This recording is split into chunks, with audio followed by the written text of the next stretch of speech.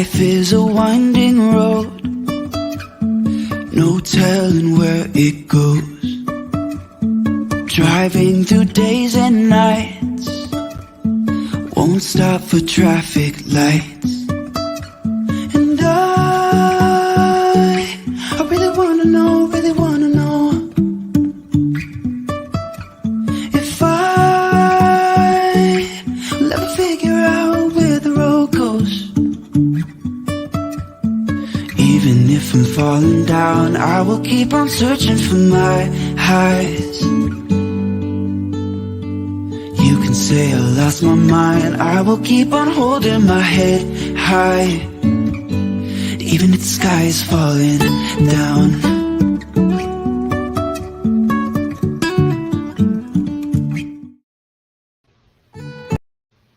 Accidentally hit that, my bad. All right, so yeah, because I was like, I'm going to take this off, and then it ended anyway, so then let's put it back in there. But we don't want to sit through that again, as much as I love the intro, and I do love my intro. I know it's long, but I don't care. But this is Successfully Chaotic with Maria Daniels, and I have my guest today, Mr. Phil Better, and I will hold back from singing the theme song that I made up for him. I'll say that for another day, another time. You're welcome. And Dalton and I actually just met in the back room, so I know not that much about him, except for he is the founder of Banting Capital. So I'll let you both kind of introduce yourselves a little bit, because obviously you're going to do a better job than I do at that. I'll let Dalt go first, because I've already been on the show, so it's only fair that the cherry get popped for Dalt. Go ahead, Dalt. All right, right on. So yeah, I'm an advisor. I'm the founder of. I'm an advisor at Banting Capital. I'm also the founder. So I've been in the financial services space ever since I graduated from university. I've worked as a pretty clean and cut financial advisor, just selling insurance, mutual funds, segregated funds, all that good stuff. I've worked as a currency broker, exchanging currencies and setting international payments for small, medium, and large size businesses. And that was my most recent position, where I worked as an employee before I left to start Banting Capital. And basically, what I do is I consult on investment portfolios and design trading algorithms for traders in various markets. So we have stuff for people that engage in the stock market, for people that engage in the currency market, commodities, so on and so forth. So what you're saying is you're really smart. That's what I'm hearing. You're like, maybe I should have done first. Oh no, yeah, I'm not very smart, but the algorithms that we build are very smart. Put it that way. Okay. Yeah, I don't sound so impressive now when I come in. I'm just the podcast mogul. I just produce podcasts for entrepreneurs and small business owners. That's all I do, and I host 6 of my own. And I host. Nothing to sneeze at, though. That's the thing. I mean, it's being able to get people's stuff out to the world. Podcasts, in my opinion, is one of the best ways to do that, because anybody can do it from anywhere. Yeah. So I think that's an amazing thing. And I love that we're gonna have this discussion today, because I have a long background with investing. I'm going from none background, like knew nothing about it, thought only rich people could invest, people that came from, silver spoon, multi-million-dollar, thought those were the investors. And, I went early on in my life thinking that, up until I kind of realized kind of what investing was, and that I could do it too. But then it was always a joint thing, because I'm married. You've probably seen the picture of me and my 1,000 kids that I have. I have 7, which some days feels like 1,000. So it was always like a family type thing. My husband, his job matched all his investments for his, IRA and all that. So we would push into that heavy, and, everything was based on family. It wasn't until a long time later that I started really looking at my own stuff, because I was self-employed. And like a lot of people that are self-employed, you usually are really pissed for a job at retirement savings and stuff like that, and until you figure it all out. So, at this point in time, I'm a lot better. I wouldn't say that I'm like super amazing. I mentioned, I don't know if you heard me when I was saying I have a financial advisor. I'm glad I have a financial advisor. That's why I have financial still, because, you need people to be able to say, that's a terrible investment. Don't do that, Don't do that. Yeah, exactly. And I'm sure you deal with that with a lot of people too. And I'm on the group that you all have. I guess we should probably talk about that too, that you all have like a group and you have like the podcast, and all of you all kind of share about that too. Yeah. So yeah, we're from me and Dalton, or Dalton and I met through our other co-host Tony, who couldn't be here today because he's taking care of his child and has to work. Because both Dalton and I are non-employees. We are owners of our own crazy business that drives us insane. But we also manage a group called Stock Market for Beginners. And Tony brought me in because he wanted help on his podcast, and I came in to help them manage the group. But then I pitched them the idea to create a weekly live show like you do, called Stock Dirty to Me. Which I love that name, by the way. When I seen that, I was like, yes, I love. We can't. I want to take. I want to take all credit for it, but it's actually the group that came up with the name. So we pitched the idea to them. They voted. They submitted a whole bunch of names. We went through it. We put our favorite 4 on, and Stock Dirty was nearly unanimously chosen. And so we started doing lives every week. I think we started on Wednesdays and then we transferred. We started on Sundays and then transferred to Wednesdays. And we talk about some topics from the world of investing, because I know nothing about investing. The only thing I knew about investing was buy low, sell high. And if you work for a company and they say we're going to match and invest in the company, you just have to put in, we'll match it, do it right away. That's all I knew. Then our co-host Tony has a degree in economics and also is a retail investor. Just before the 2020 explosion of everybody wanting to make money, he started investing and grew his portfolio to a very nice sum. And his knowledge is used on that way because he's a bit further than most of the people in the group. Like, I'm the newbie, so most people are asking questions like I would ask. Tony's the guy who's been doing it for a while, where we want to get to, and obviously Dalton is the super smart one who makes a lot of money investing, and that, so he's the wisdom that we're learning from. And we occasionally have our good friend Lloyd Ross come on and just not sell ideas. Which I love Lloyd. I like Lloyd. He's great. I love Lloyd too. Yes. Yeah, that's how Dalton and I met, and how we host a podcast that goes live to close to 50,000 members. So that's awesome. Well, and I know I love just the dynamics that's in the group, and I haven't talked much in there. I've just kind of been like the lurker, like this, I'm here. Yeah, that's how everybody starts. Yeah, that's how I've just been lurking, like I'm here, but you can't see me. But no, there's a lot of great discussion going on in there all the time, and I love that. It seems like no matter what the level, I know it says stock for beginners or whatever. What is the stock market? Stock market. So the group is Stock Market for Beginners. I can't remember. There you go. It's so fine. anyway, it says for beginners. That was my point. The point was it says for beginners, but you get, all levels of questions in there, but it never seems overwhelming and it never seems underwhelming. There's such a balance of information going through that I think it's a really great group. I definitely would not consider myself an expert in investing, even though I've got a lot of types of investments at this point. But some of it I was hesitant to learn for a long time because of bad experiences with, public companies and, specifically with, I was involved with a public company back in 2019, actually had a whistleblow on the company. So for a hot minute, I was like, no, I want nothing to do with public companies. I want nothing to do with investing. I want nothing to do with anything to that world. So it's just actually now that I'm kind of starting to get back into wanting to be involved again.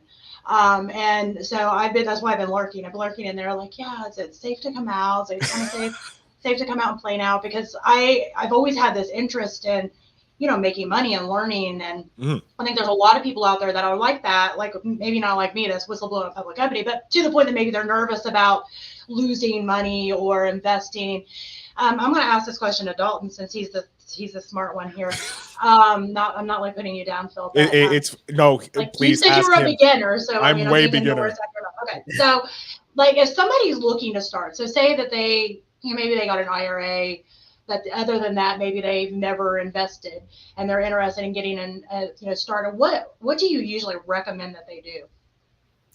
So I can't, unfortunately, Phil and I are Canadian, so I can't speak too much about 401ks or IRAs or Roth, this and that. You don't have those there? See, No, that's we have different. So we have what's called an RRSP. I can't retirement savings plan. Yep. And we have a tax-free saving account. Those are Okay. our versions of a Roth and a Roth IRA. Okay. Well, I mean, still, potatoes, it sounds like to me. I Yeah. don't even know if that's the same in Canada, We can Canada, but in Ohio it is, so I'm saying it.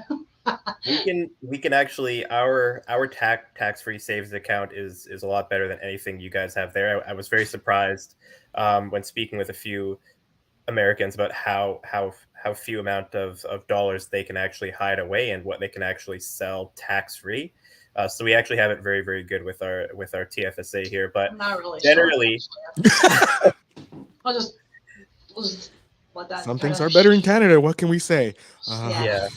I have never paid tax on any of my investments yet. One day I might, but not yet. So. Yeah. Well, that's not how it works over here. They're like, "What? I smell a penny. What? I smell a penny. Exactly. You have a penny." Yeah. So, anyway, But generally, overall, I mean, the first thing, like, we have a lot of people leave emails and DMs talking about, you know, what's the best way that they can make money. And the first thing that we always say is keep it extremely simple, and you go out and you buy an S&P 500 index fund or a NASDAQ 100 index fund, depending on the level of volatility that you are okay with. These are, you know, S&P 500 has been around for long time, you know, over 100 years. Then you have, or not quite 100 years, close to. Then you have things like the Dow that has been around for over 100 years, and the NASDAQ 100 index has been around for, I believe, 30 years. So all these indexes, you know, they're long running, and, you know, they're as close to a guarantee as you can get in the market because they rise at a certain percentage every year. Long run average for the S&P 500 is 10% per year. So everybody wants to know, you know, what do I do when they first get into investing? The first thing, just buy S&P 500 index fund, get hooked up to the main index. It's the you know, the index score that you see on the TV screen every day. Keep it simple, invest in an actual ETF that houses the 500 largest companies in the United States, and you will generally be fine. I think the big mistake that a lot of people make is they try to become individual stock pickers, and that's a big no-no, because the average beginner investor tends to go for the more lower price stocks because they think that those ones are going to go up even faster than, say, what Google is at 2,000 or 3,000. And that's quite often not the case. So just to keep it simple and to make sure that you're in all the 500 most profitable companies in the United States, is just to buy that S&P 500 index fund, and you will generally be okay. And if you contribute monthly, I believe $100 per month over 40 years. So even if you started with $0, $100 per month invested in the S&P 500 for 40 years will make you a millionaire. So, and I think that's a tangible number for most people's budgets. Just think of that. And I can't remember. It was Becoming Minimalist. It's a group that I follow. I went through this, like, you know, recon phase where I was like, if it's not bringing me joy, I'm getting rid of it. So I'm like, I become like this. But you still have your kids, person. Right? I do. Okay, I had to think on that one. Are you bringing your joy right now? I'm not feeling that you are. Go outside. But, you know, I think that anyway, I was following this group, and I think they said it was like, I'm probably going to get the math wrong on it, but I think it was $27.40 a day. If you saved or didn't spend, you know, $27.40 a day, then that was going to add up to like $10,001. You're the math whiz here. Maybe that doesn't equal that. I don't have my calculator right here, but anyway, point is it doesn't take a whole lot of savings to add up to something. And, you know, no matter what your budget is, you can take that down to even $10 a day, or, you know, whatever the case may be. But, you know, the key is to start somewhere. As far as, like, I mean, I know there's Bitcoin and Dodge and like all these things, Jib and all, you hear all this stuff all the time.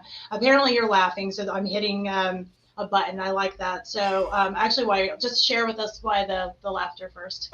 So we are notorious as admins and mods and the host of the show to not be a fan of crypto.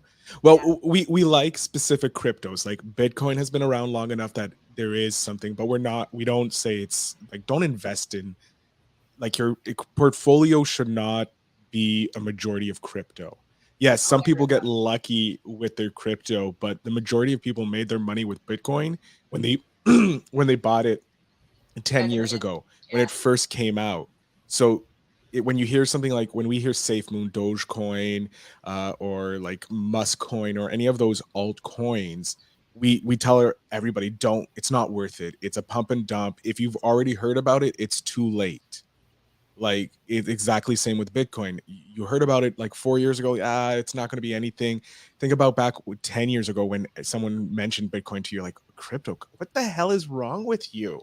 Like, no, it's never going to happen. We are not replacing paper money with this imaginary money on the internet. So Technically, the paper money is also imaginary money. yeah, it's since you guys deconnected it from gold, like the money technically has no value, and when they say cryptocurrency has no value, it's a little same thing. But we advise them, like, if there isn't some way to turn it into an actual product, or it's not tied to anything, it's not worth it. Look at it as an investment that's going to pay off in 10 to 20 years. Are you willing to invest in this company and think it's going to become like Google? Like if someone came to you like, yeah, this is, Google to you, like when Google first came out, would you feel comfortable investing in it? If you have a coin that's called a shit coin or a Dogecoin, I'm not investing in it because it's like, it's a meme coin. There's like nothing behind it. Like Bitcoin has a cap. When it reaches 21 million coins, there's no more Bitcoin. Yeah. So it's a finite presence. So that is great. When it's an infinite coin, there's no purpose to invest in it because the value can disappear in an instant because they can just keep printing money or printing the coin. Well, and I think that the way that I've always looked at, I have a Bitcoin because that's how I look at it. I always look at it like playing like a slot machine or something. Like, we'll see what happens, but I don't really count it as part of my actual investments. It's just kind of like, if I get lucky, great. And if I lose my, $10, whatever, and that's how I kind of look at it, just like playing the lottery. And my financial advisor says that's okay, as far as, I don't know what you tell your people, but my financial advisor says that's the okay way of looking at it. It's just like, if you wouldn't slap, $100 on it, at the casino to say, let's see if I'm going to win it back, then don't. That's pretty much how we do it. We say like the risk should be like less than 5% of your portfolio. You're going to consider it an investment. It's 5% of your portfolio. Put it in. If you get lucky, something that won't hurt you financially, like $100. If you can go to the casino and slam down $100, then you can not go to the casino and slam it into an altcoin or into cryptocurrency, and maybe it will pay off, maybe it won't. But don't hang for life on those coins. Mm-hmm. No, I agree 100%. But I mean that's how I do it. But I think like I've got a bunch of them, just little bits of it here and there. And I usually will buy into ones that I kind of like what the company is about or what they're doing or whatever. And I'm like, I'll put $20 into this one or $100, or I don't even think I've done. No, I haven't. I don't think I've put more than $100 into it. Some of them I've actually done pretty well, and other ones it's just like, bye $20. But it's kind of one of those things, you just don't risk what you can't afford to lose, or that's how I look at it. It's just it's like playing like I said, the lottery. It's like playing the lottery. Like, I'll put $20 on. I'll see what happens. Yep, exactly that. You're absolutely right. It should be whatever you put into that space should be money that, number one, you don't need, and money that you are pretty sure that money is just about gone, and it's a complete gamble. And in no way, if that should crash to zero, are you going to be financially hurt in any way. And that's the maximum amount that you should actually put into there. And a lot of people have actually struggled with that, though. So you've done it the smart way, Phil, as well, and myself. Can I get that in writing? I would like to have like that on a sign where I can like hang it right here. We don't give out signs anymore. We got into too much trouble. Oh, dang it. I would just love to have that where it's like, Maria, you did it the right way, because I don't hear that a whole lot. Because usually I am that person. I'm like, let's try this. I'm that nose dive, and then after I go, ooh, that didn't feel too good. I'm not going to do it like that again. I'm definitely the learn the hard way type of person, and that's how I've come up with my rule that I don't afford, or don't risk what I can't afford to lose. And I think that can be said for anything. I haven't been a member of the group long enough to know this may not be something you'll talk about in there. But do you all talk about tangible investments too, like real estate and stuff like that, or is it just only stocks? In the actual stock market group, it's just it's stocks, a little bit of cryptocurrencies, but again, we try to stick to market leaders, so things with developed companies and millions of dollars behind them, actual real companies. There's a lot of cryptocurrencies out there that are run by groups of 4 friends from their basement. with no money behind them and no companies. Those are the ones that go to zero.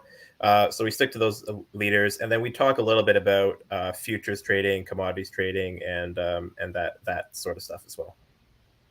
That's awesome. So have you seen a lot of, I guess, people getting into investing because of the group? Like, hey, I'm going to try this, because I feel like that would be really spring and be like, you know what, you have inspired me, Phil and Dalton. Anyone leave you out, Dalton? We do. We've had a few people jump on even during the live show and mention, because we love the encouragement, love getting the interaction, and we always start the show say #live and where you're from, so that we know we can and we shout them out when they show up in the show. So yeah, we see a lot of people going, guys, thanks so much. You helped me, fix my start investing, or, I was scared, but now you guys are giving me the courage to start investing. Or some people actually go, yeah, we've used your link, because we have affiliate links for Public, and I think another one that people can use to start investing so that they can start growing for their future and become wealthy instead of just rich. That's awesome. So as far as, like, again, let's going back to getting started, what do you think stops people from investing? I mean, I shared that I was just, well, first of all, I thought only rich people could do it. So I had none money when I first moved out of my house, of my family that also had no money. So, it was one of those things that I didn't even think that was an option for me up until far, far, far later. Do you feel that that's a common theme among people that maybe wasn't raised in a house that talked about investing, that they think it's not for them? Pretty much. Definitely, yeah. Definitely. Lack of money is definitely one of the stressors or reasons for not getting into the market, as well as lack of knowledge. Those two things go, I guess they kind of go hand in hand. A lack of knowledge will lead to you having a lack of money in the first place, and that's kind of what we find. I think the way of solving that is just educational resources. First and foremost, that's one of the best things. Read as much as you can. Everybody has the internet now. It's never been easier to get access to information. If you were a stock trader in 1950 or 1960, the 70s, back in Warren Buffett's heyday, it was very, very tough to make a dollar in the way that he did. But to make a dollar today, it's extremely easy, because you have access to everything online. It's a simple Google search away. So that's one way to do it. And as well, when fractional shares started to become a thing, I believe a couple of years ago with the introduction of the Robinhood brokerage, now you can invest in any major public company for as little as $5.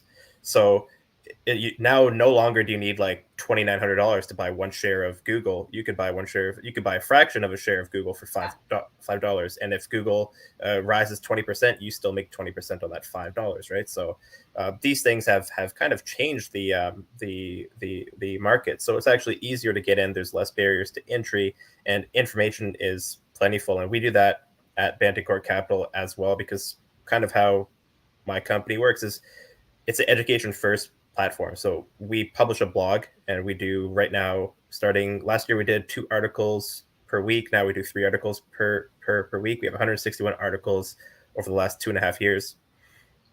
And basically what we focus on is educating people, and the blog is free. So even though our services cost money, our blog is free. So you can use what we post in the blog to make your own money or make your own good decisions. And typically the people that become clients at Banting Capital are people who really like the blog. So that's kind of how we do it. And I think that's the good way to do it. You share the value, have them start doing it themselves. They kind of get some small wins, and then they're like, yeah, Dalton, I'm ready to make this bigger and make this go further, and then become a client probably. So, I mean, I think that's a great way to do it.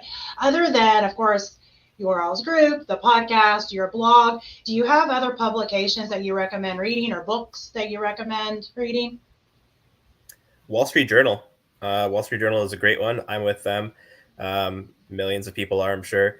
Costs, I think, $10 per month to get access to their digital subscription. And it's not just stock news. You get all these early deals alerts and stuff coming down the pipeline first. They have such a big company there, and many journalists that are going around speaking with CEOs of public companies. So they kind of get a whiff of stuff before the general market does. And so for $10 a month, that's an easy way to keep yourself on top of the market.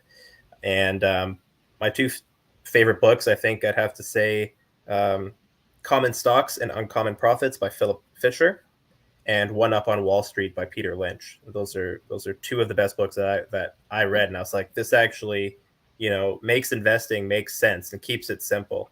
I find sometimes people make it way too complicated than it actually needs to be. Awesome. What about you, Phil? Do you have? Well, there's You were very shocked that I said your name. I'm very sorry. You were like, "What, me?" Uh-huh. So, What? it's like when you're like falling asleep in class, and they're like, Yeah, "What's your right. thoughts on that, Phil?" And you're like, No, I was gonna say Tony's podcast, Stock Bros, is a great "Stock Bros." I yeah, haven't even Stock heard Bros. that It's one. him and his brother just talking about different things about like the stock market and investing. It's a bit less, it's more formal and well-rounded than our stock show that we put on. Ours is just to help people understand what's going on and answer your questions. And then the Intelligent Investor is probably like it's the core, like it's the like Bible pretty much for most investors. They start there. Might as well start there, learn there, and then go on to the books that Dalton said, because that's going to take you to the next level. And yeah, Adam, just start listening to our podcast, and you'll see that it's not a scary Start reading place. Dalton's blog. He just told There you you go. Yeah, there you 3 go. blog It's free. posts per week. Yeah, I think. Well, I think a lot of people don't, and you hear the horror stories of stuff, and I just partially told mine I had a whistleblower and a company I got involved with. But I'm one of those people that's like, usually I'm like, go big or go home. It's like, not only do I just start investing, but I'm like, I'm getting involved with a public company. I'm not just going to start putting in money. I'm going to get involved. And it was one of those things that I didn't know anything. And I think people hear these horror stories of stuff, and it almost kept me from, I was like, I'm never dealing with, like, I was blinded. I was like, I'm never dealing with it again. But that only lasted like a little over a year. Then I'm back at it again. But I'm taking it at a different approach now, trying to learn and not just diving in again head first like I tend to naturally do with things. And I think that's why, Adam, like you said, it's scary. It doesn't have to be if you take the advice from people who are telling you what to do and what not to do, and you don't just kind of like jump in head first without reading anything about it. Like I did.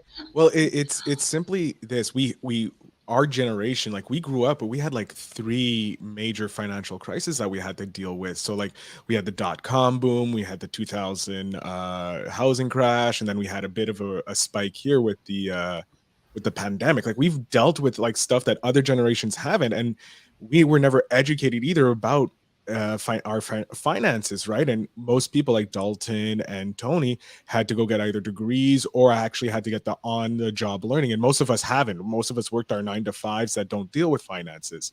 So when it comes to the stock market, we only hear the glamorized versions that Hollywood has been pumping out, or the scandals that we hear in the news. And so it's like, yeah, I don't want to risk that. Or it's like, oh, I missed out on Facebook. I'll never be a good investor. And when you just look at it, the stock market's has so many there's so many avenues to just make your money if you just go, you know what, like Dalt said, an S&P 500 company and an ETF that has them all there, like VU or VTI or Triple Q. You put your money in there $100 a month, and then you'll be fine, and you don't have to worry about it. You have to realize, like, Warren Buffett didn't become one of the richest men overnight. It took him nearly like 80% of his life, because it wasn't And until lots of failures. yeah, like he the way he did it. And Steve Jobs, same thing. Like these guys and Mark Zuckerberg got lucky with one hit, and like the people who invested in it had years of knowledge about spotting those proper things. They're not beginners. So like there was a wave of IPOs that dropped, and we were telling people, don't get into the IPOs. There's no point, because like it's not an established company. You have no idea what this company is, versus and a lot of people were upset with us because they're like, no, we're gonna make money, and then like 3 or 4 months down the line, they're in the red and they're complaining. And it's like, we told you. Like my one rule for investing is, the company's not more than 5 years old, I'm not investing in it, because I know businesses take at least 5 years, they'll sink or swim. And if they're 5 years on the stock market, they're around, I can see their profits. I'm like, okay, here's their history. They look like they're trending up. Okay, it seems like a safe investment, and then I'll invest in it. But right now, because I'm still a beginner, I have 2 stocks. I have my company that I used to work for. They did what's called like a resop where they match your investment pretty much. And then I have VU. That's all I do. I don't touch the stock anymore because I'm not with the company, and I just put money every once in a while when I can into VU, and that's it. And I'm happy, and I'm like, I'm good waiting 40 years down the road because I'll be 76. I'm going to be happy at 76 to have $1 million sitting in my bank account from this, or even more, because the appreciation that's going to happen and the knowledge that I'm getting just from being in the admin group, just the admin, having access to Tony and Dalton and our CEO Johnny, who sometimes shows up, sometimes doesn't show up on the show, but he started the group, and he's mysterious, right? He is. He's mysterious. Keeps it interesting. That's okay. Yeah, We need one of those. he shows up in the group and he posts, but he's busy running his investment companies and that. So, like, just having the knowledge that they have, and I get to ask questions because, like, they say stuff, and obviously Dalton and Tony's are speaking a completely different language than I know of, and then I ask questions, and they're more than happy to answer, and they answer the same in the group. And it's like you have a question and you add Dalton or you add Tony, they'll be there answering the questions. Sometimes they'll tag one of either myself or the other one to say, hey, maybe this is a better question to be answered by them. Like, the more knowledge you get, the better you are. Yeah. I mean, absolutely. I've never heard anybody say, well, I wish I hadn't learned that. Ever. I've never heard anybody say that, right? So, I mean, I think that's a big thing, is just keep educating yourself. And, I do like kind of playing around with some, like I said, some of the new companies that come up and I'll throw $20 or whatever. My husband, he's kind of more involved on that stuff than I am, as far as like getting into kind of the new cryptos that are out. And he has done some of the ISOs. Actually, he's got a couple, and he's done pretty well on them, but he kind of uses the same rule as I do, is not something he's looking at like a true investment. He's gambling on it, I think he put the last one, I think he put like 1,500 or something on it, and he can afford to lose 1,500. So it wasn't a big deal, but he's looking at it like a gamble and not like a true investment. Like, hey, this is going to be my retirement when I'm older type of thing. And I think to me, that's the dividing line. I think you can kind of play around with some of these things if it's kind of like that. But if you're looking to bank on it, like, hey, when I'm retired, this is what I need to live on. I agree 100% that kind of sticking with things that have been around for the long haul is definitely kind of the way to go with that. What do you all think about the metaverse stuff? All that, I was thinking, as much as you all love crypto, you'll really love the metaverse. I would love to hear your thoughts on that. Dalton, you want to take this one? Yeah, sure. The metaverse is so there's a few things. The metaverse is it's a lot of things, but what it's supposed to be is it's supposed to be an immersive, persistent virtual reality world, and the keyword being immersive. So there's a whole bunch of virtual reality worlds right now that aren't immersive. So there's things like Decentraland and Sandbox, which are the number one and number two virtual worlds built on the blockchain. I believe, and don't quote me on this, I don't know too much about Sandbox, but Decentraland is built on the Ethereum blockchain. I think Sandbox might have their own blockchain, or they might be built on another platform. So. I don't know. Sure. I don't know that. My husband does. He's read books, and anyway, continue. I make fun of him for it, but continue. So those are virtual worlds that people are calling the metaverse, but you can't you can do a lot in there, and they're programmable because they're on the blockchain. So you can have a host of smart contracts that do a host of things. Decentraland has casinos, they have art museums, and you can actually go to the casino and gamble, and you can actually go to the museum and buy NFT art. So there's those sorts of things and practical use cases that people might want to enjoy. I've actually been to the Decentraland casino, and I've gambled there because it's an hour drive for me to get to the casino here and gamble. So if I want to go to the casino and gamble, I'll play the roulette at the Decentraland casino. I can access that from the comfort of my home. So those things are pretty cool, but they don't really address the immersive experience of the metaverse yet. And I think one of the major leaders, and it's heavily discounted in markets. It always is, because people don't like the CEO of this company, but Facebook is probably the leader in immersive virtual reality. If any of you guys or any of your viewers have ever put on an Oculus headset, it will bloody change your life. you're actually in there. Like you're not just like playing on a computer screen, like you are part of that game. And so that whole immersive experience, immersive VR, is what the metaverse really will be. And Mark Zuckerberg and Facebook's subsidiary Reality Labs, they're doing a whole lot of work right now with allowing you to not only just see and interact with something on screen, like say in a Decentraland, but actually allow you to become part of that screen, of that virtual reality. So the Oculus headset, of course, it puts you into the game. It has 360 view. So if you turn around, like it's going to scale to see what would actually be behind you in that VR world, which is pretty cool. And then they have this, what the Haptic Glove, which is still in development stage, but Zuckerberg tried it out, I believe, a couple months ago, where it allows you to, it's a glove that you put on, and when you interact with something in the virtual world, say if I had like a phone, right? I have my phone here. If this phone was in the virtual world and I grabbed it, the haptic glove will simulate the feeling of me actually holding the phone. That's insane. So it'll feel pressure. So you won't be able to squeeze your hand completely and close it as a fist, because the glove has pressure points which will simulate the shape of what the actual phone would be. So that's pretty crazy. And all the while you have this virtual headset on too, so you're seeing it and you're actually there in the virtual world. So they're doing some things now with all this immersive tech, and Reality Labs is the subsidiary of Facebook that handles all this next gen stuff. And actually 20% of Facebook's entire workforce is stationed at Reality Labs, 1/5. That's huge. And they expect that to come up to 50% over the next 10 years. So Facebook, I think, is going to be the market leader as far as immersive virtual reality tech, which should be what the metaverse is. That is the textbook definition. It's not just a virtual world, but it's actually immersive. So you actually have to be there. So Decentraland and Sandbox, these are good programmable on the blockchain virtual worlds. But unless you can actually be there and be in the Decentraland casino, not just playing it on a screen, that is kind of the next step to where, if you get to that point, you're not going to want to live in real life very much longer, right?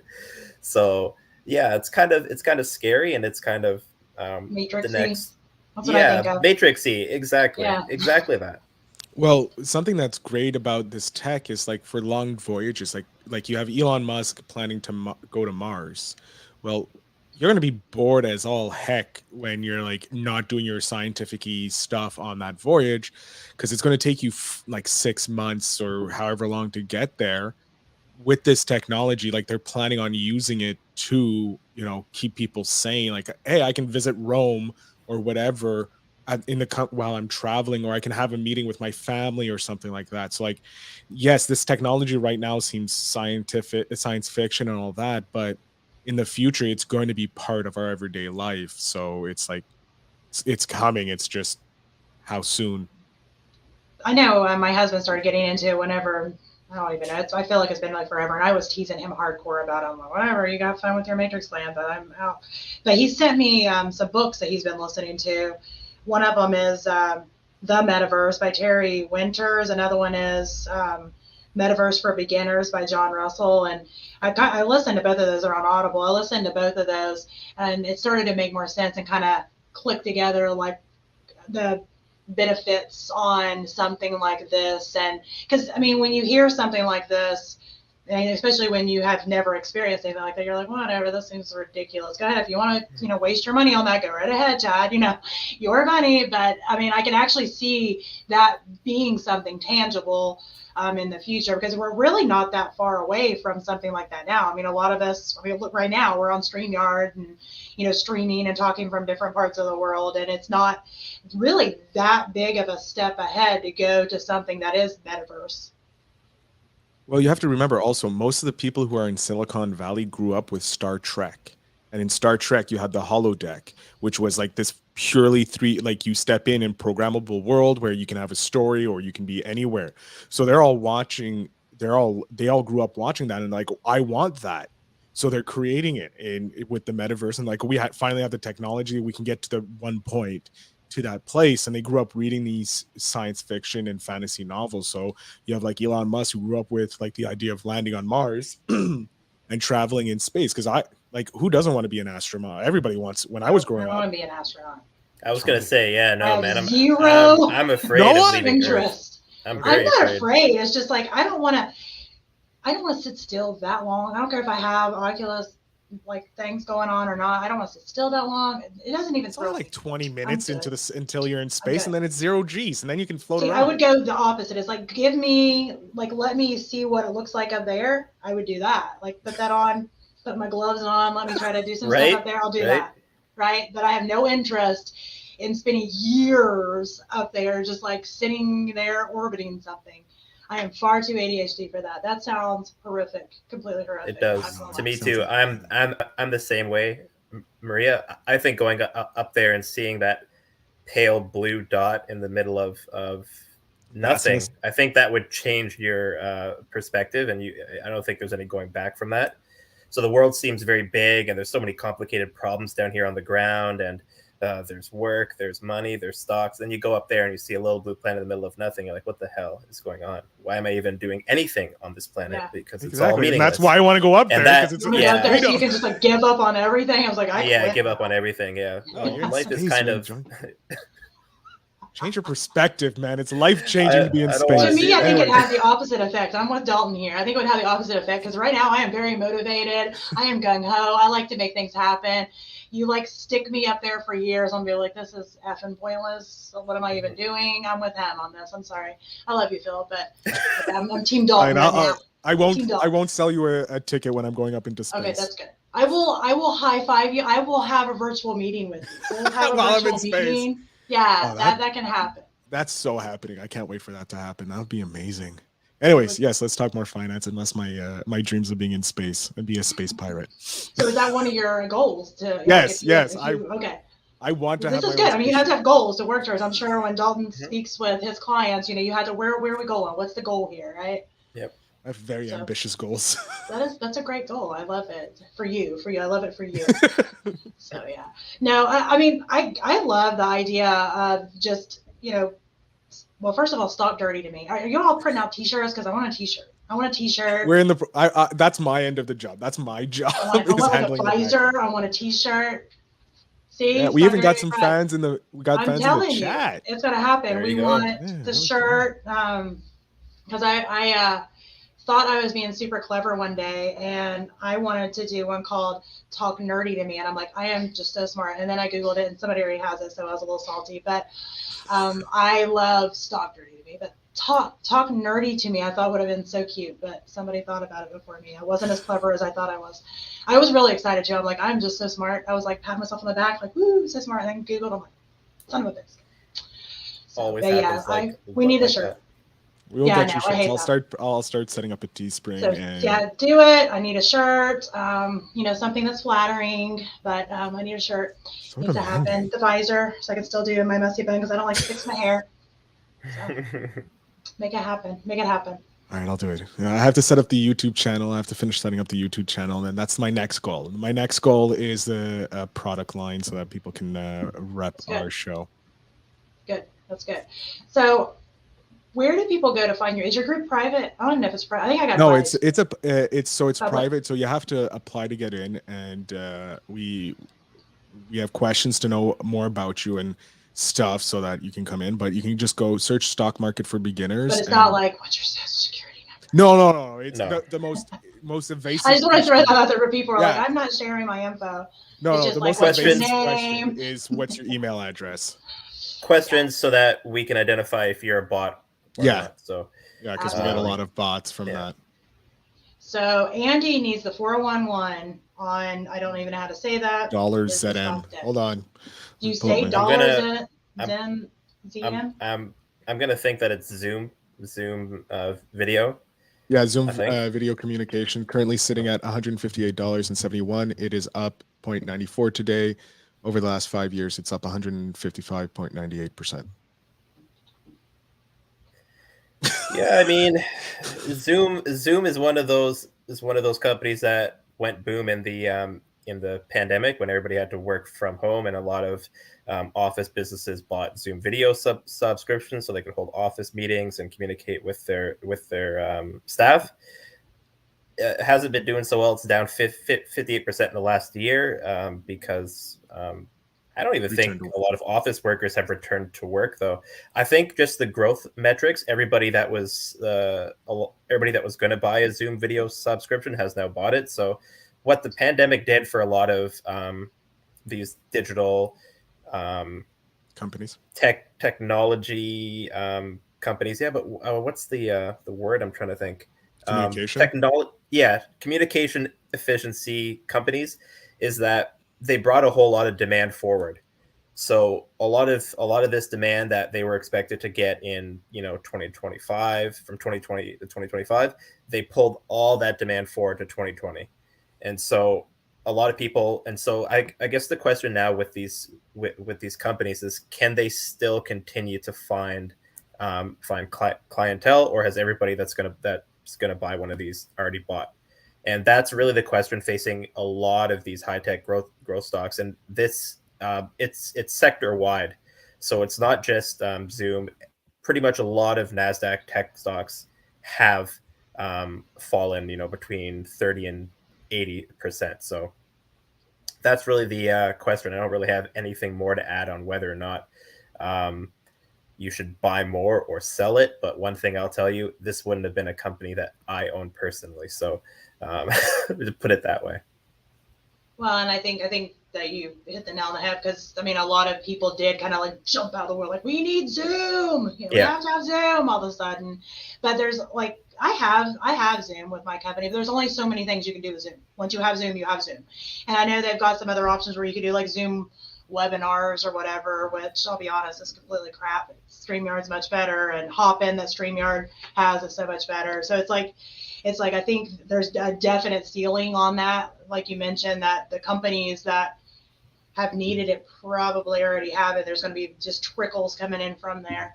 So I think that's good advice, Andy. He said he doesn't have it. So, I mean, he's a financial advisor. If you were here and you heard him talk earlier, he's a smart fella. So I would. And we are also in our group. What would Dalton do, right? WWDD. And in our group, we're very open about what we own. Dalton tells often like his percentages and how much he's invested in certain stocks and that. We don't hide anything behind. Like if we're saying, hey, invest in VU, we have VU. It's because we believe in it. We're not going to tell you go into VU while we're over here in QQQ or whatever and making you lose money. No, we want you to make money because, one, we have nothing invested. If you make money, if you don't make money, we don't end up making money. We want you to make money because we want you to be successful and get your knowledge to the next level, so that in like 30 years when you want to retire, you can. And it's not like, oh man, I can't retire. Like some of our parents are stuck working a third or fourth job after being supposedly retired. Well, and I think that's a big thing right there. I just started a newer group that's called what's for females. I forgot what it's called. Female Financial, I don't remember what it's called. It's my own group, and I don't remember what it's called, but that's okay. Anyways, for females. And the reason I ended up starting that was because there's a lot of women, I don't know if you've seen this, Dalton, but there's a lot of women that themselves have not ever got into investing, whether it be for retirement, for just for investing for, other reasons or whatever, but they've never really got into it. Like I mentioned earlier on in the show, I hadn't. Even when I started investing, it was, I would take and pay more of the household expenses, and my husband could invest more from his side, because at the time in my mind, that made more sense. But, we ended up, long story, but we ended up splitting up for about a year. And it was at that moment that I realized kind of like, well, let's see, I've been pushing into his retirement this entire time, and I'm sitting over here with goose eggs, right?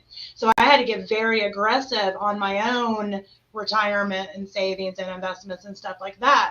But I found, and I thought it was all just me, honestly. I was like, oh, I was an idiot, But the more that I've talked to other women who own businesses and are also married and have children, that is actually super common, that they have not put into their own investments. Like they look at it like a joint effort instead of, single individual efforts, and then also having a joint, because that's how we do it now. He has his own, I have my own, and then our family assets are actually in a trust that is already put in there for kids and stuff. But that is something that I should have done the whole time that I didn't even honestly know to do. Is that something that you see on a regular basis, or is that just the people apparently that I know? No, actually, a lot of our sorry, a lot of our followers and members in the chat are female. A lot of them are the ones that are involved a lot. And I was, as you were talking, I'm like, oh, I'm going to check over our stats on Spotify and that to see. And actuality, over like close to 60% of our subscribers on Spotify are female, and they're actually in the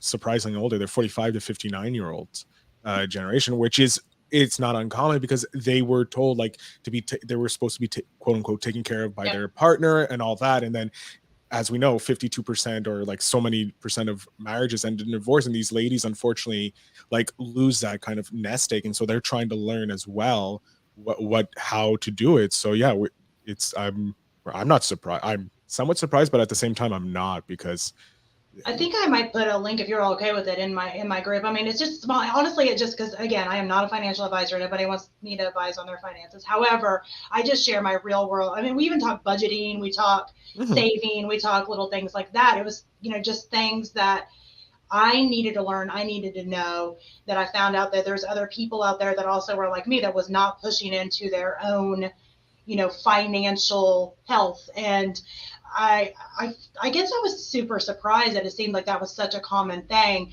I even have a girl that works for me now that when she first came to work for me, she didn't even have a bank account. And that was one of the things I said. I said, your first check, I said, I will hire you. Your first check, you are going to open a bank account in your name, not a joint account, in your name. Because I think that happens accidentally. I got married young.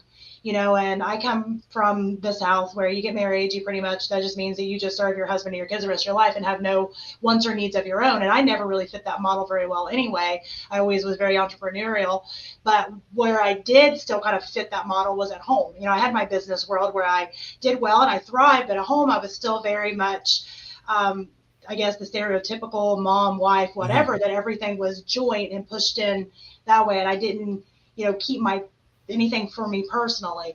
And that was a rude awakening for me when we split up, and I think a lot of people don't realize that until they either, like you mentioned, get divorced, or, maybe there's a death and things are tied up in, probate or whatever the case may be. They realize that when it's a big problem, right?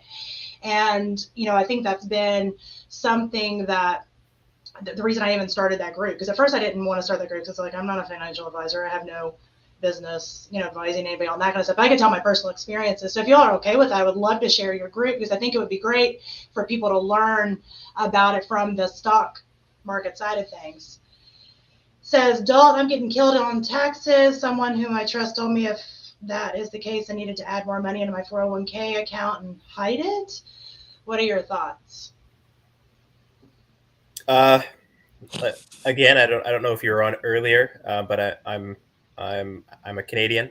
Unfortunately, I don't know too much about tax laws in the States. Yeah, or how to hide taxes in the United States. If you're a Canadian, I could tell you exactly how to do it in TFSAs or RSPs. Unfortunately, 401ks, Roth IRAs, all these types of things, I'm not familiar on how the tax code really works in the United States. I would find a tax advisor or an investment advisor who is based in the United States.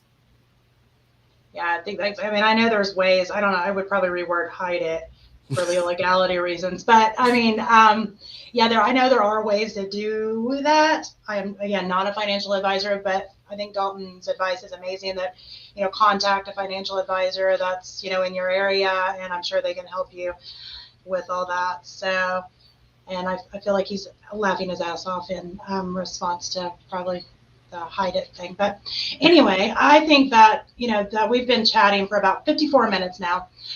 So we're going to go ahead and start to wrap it up. But I don't know, is there anything else that you all want to say or want to? I think that was great. There's one point Phil touched on something, and I just wanted to make a quick note on it.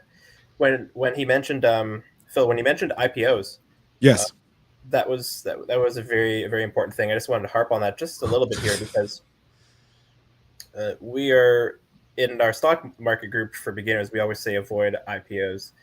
Reason being is because when a company IPOs, it's basically a clear-cut case to say, hey, we don't make any money. We run a defunct business, and we want to sell you shoddy securities to raise millions or billions of dollars. So when a company IPOs, just avoid that completely. When they get that IPO cash, now what they're doing is they're trying to prove that they can run a successful business now. So they're going to deploy that capital in whatever way they see fit. And you're going to watch that company now over the next, 1 to 5 years to see if they actually put that capital to use in an effective way so that they actually generate a profit. There's pretty much every company that IPOs is not profitable. Somebody asked me when was the last great IPO, the last company that went public, but at the time when they went public, they were still reporting a profit. I said Facebook.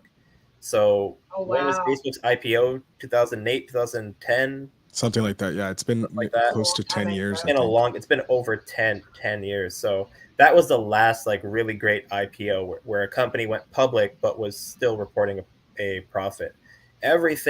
All these other big tech IPOs that have come since, they're not profitable. They're running business lines that are kind of shady, and they have to, not to say that they will never be successful. They might be, but they have to prove that first, right? So there's a bunch of companies that will, IPO and then, later turn on, big profits. And there's companies, but the vast majority of these companies that IPO will not turn profits because the business just doesn't work. And that's one thing to really watch out for. So I would say if you're new to getting into investing, avoid all IPOs. I know it's hard to try and avoid it because you all hear about, oh, so-and-so, my bus driver, my taxi driver, the janitor at the school said that he made 200% on this IPO. Well, good for him. He's going to lose 100% on the next one if you keep on doing that. So they're few and far in between. And again, if you're going to trade, big difference between trading and investing. If you're going to trade IPOs, if you're going to make 100 or 200% on that, you better make sure you sell because it's coming right back down. And so big difference between trading and investing. And when you're a good investor, all you need to do is buy an index ETF and hold for the long term. You're going to be a good investor.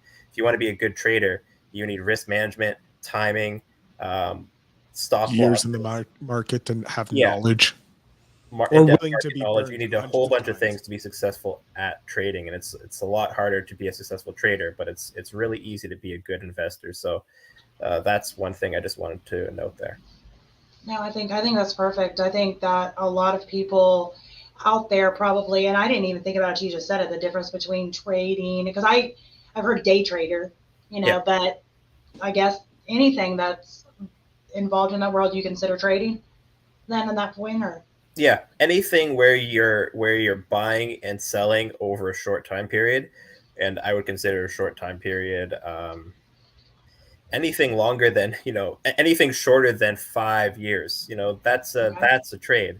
It's not a long-term investment. It's not something that you contribute to regularly. You're trying to develop a profit in the short term because everybody knows, like I said before, the long run average of the S&P 500 is 10% per year. I don't want to make 10% per year when I can make 100% in 2 weeks on this IPO. So people tend to, I can't wait my whole life or 40 years to make $1 million in the S&P 500 at only $100 per month. You'll be a millionaire, but who wants to wait 40 years, right? So a lot of new investors are duped into the get rich quick sort of mentality, and that means penny stocks, IPOs, and all these other bad investment decisions. And typically when they go into those are typically trades, and you need to be a really good trader to make it in and out with large amounts of profit. And the sad truth is new investors aren't really good at trading, but they can be really good at investing because all it takes is an S&P 500 index ETF, get into that, and you are good. Awesome. Well, what I've heard from this conversation is the way that I'm doing it, looking at like a lottery, I'm right. It's fine if you can't give me my certificate for my plaque. I can write one. Are you okay with me putting your name on it? Send it Dalton, to us and we'll stamp it. So there we go. I love that. I think that would be perfect. That I was right on that because I do like dabbling in it. It's fun for me, It is. I do look at it kind of like a gamble. It's just like, I wonder what happens if I stick $20 on this, But I bet that I'm not getting the $20 back. And if I do, great. And if I make more on it, great. And if I lose it, oh well, there goes $20. But I think that's the way that you should look at it. I'm really glad that you told me that I'm right. You don't know how much I love you, right? Phil knows me. This is I'm gonna be going. I'm never gonna hear Dalton. The end of this. Dalton's from Canada, and he's a nice guy, and he says that I'm right. And they're gonna be like, okay, Maria, all day. I'm gonna tell my husband I'm also right, because we've actually gotten these discussions. I'm probably gonna send him this recording afterward, because we've gotten these discussions, and he's a smart guy, but he loves his crypto, and that's fine. You know, he makes good money and he can afford to, if it swaps, it swaps. But I just love that you again made me right. I just wanted to say that again. There you go. Risk management and trade sizing is very, very important when you're trading those types of things. So awesome. So guys, go ahead and tell everybody where, again, that they can kind of follow you, and I'll make sure I'll have either me or Stacy one. I'll put the links to your stuff in the show notes of this. And I'm okay with putting your group link in For sure. Group? Sure. All we care about is helping educate people. So it's a great group. Yeah, it's a great I'll say group. hi in there. I won't just lurk. I'll be like, hey.